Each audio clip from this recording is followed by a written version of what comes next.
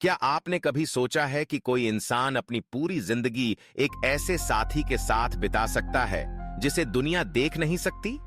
क्या आप यकीन करेंगे अगर मैं कहूं कि यह कहानी सच्ची है? आज की रात हम आपको ले चलेंगे एक ऐसे रहस्य की ओर जहां दोस्ती और डर की सीमाएं एक दूसरे में घुल जाती हैं। वेलकम टू एपिक ऑडिटीज, जहां हम लाते हैं आपके लिए दुनिया की सबसे रहस्यमयी, डरावनी और सच्ची कहानियां।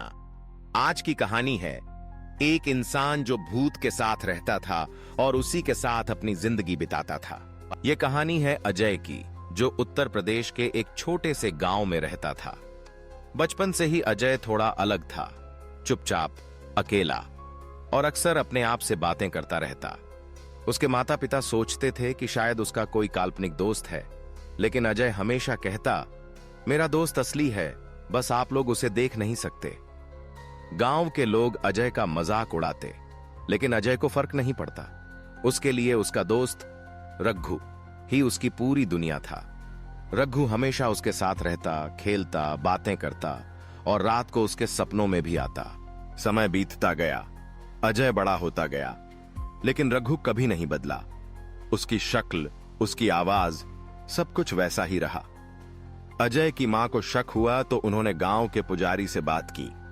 पुजारी ने घर में पूजा रखवाई, लेकिन पूजा के बाद अजय की हालत और बिगड़ गई। अब वो रातों को चीखने लगा, दीवारों से बातें करने लगा और कई बार खुद को चोट भी पहुंचाने लगा। एक रात अजय की मां ने देखा कि अजय अपने कमरे में अकेला नहीं था। कमरे में एक ठंडी हवा का झोंका आया और दीवार पर एक परछाई सी दिखी। मां डर गईं, लेकिन अजय मुस्कुरा रहा था। मां, डरो मत, ये रघु है। गांव में अजीब घटनाएं होने लगीं। कभी किसी के घर में अचानक बत्तियां बंद हो जाती, कभी किसी को रात में किसी के रोने की आवाज आती। लोग कहते, अजय के साथ कोई आत्मा है, लेकिन अजय को फर्क नहीं पड़ता। उसके लिए रघु ही उसका सबसे अच्छा दोस्त था। एक दिन गांव के एक बुजुर्ग ने अजय की मां को बताया कि कई साल पहले इसी गांव में एक लड़का था, रघु, जिसकी रहस्यमयी तरीके से मौत हो गई थी। उसकी आत्मा कभी मुक्त नहीं हो पाई। क्या वही रघु अब अजय के साथ है? अजय की जिंदगी में अब डर और दोस्ती का अजीब सा मेल था। कभी कभी रघु उसकी मदद करता, जैसे परीक्षा में पास करवा देता या किसी मुसीबत से बचा लेता। लेकिन कई बार रघु का गुस्सा भी भयानक था। अजय के दुश्मनों को चोट लग जाती या उनके साथ अजीब हादसे हो जाते। एक रात अजय ने अपने कमरे में रघु को साफ साफ देखा। उसकी आंखें लाल थीं, चेहरा सफेद और उसके होंठों पर एक डरावनी मुस्कान थी। रघु बोला, तू मेरा सबसे अच्छा दोस्त है, लेकिन अगर तूने मुझे छोड़ने की कोशिश की तो मैं तुझे कभी चैन से जीने नहीं दूंगा। अजय अब डरने लगा था। उसे समझ नहीं आ रहा था कि रघु उसका दोस्त है या दुश्मन। उसने गांव के तांत्रिक से मदद मांगी। तांत्रिक ने बताया कि रघु की आत्मा बहुत शक्तिशाली है और वो अजय की ऊर्जा से खुद को जिंदा रखता है। अगर अजय ने रघु से दूरी बनाने की कोशिश की तो उसकी जान भी जा सकती है। अजय के सामने अब दो रास्ते थे, या तो वो रघु के साथ अपनी पूरी जिंदगी बिताए या फिर अपनी जान जोखिम में डाले। अजय ने फैसला किया कि वो रघु से पीछा छुड़ाएगा।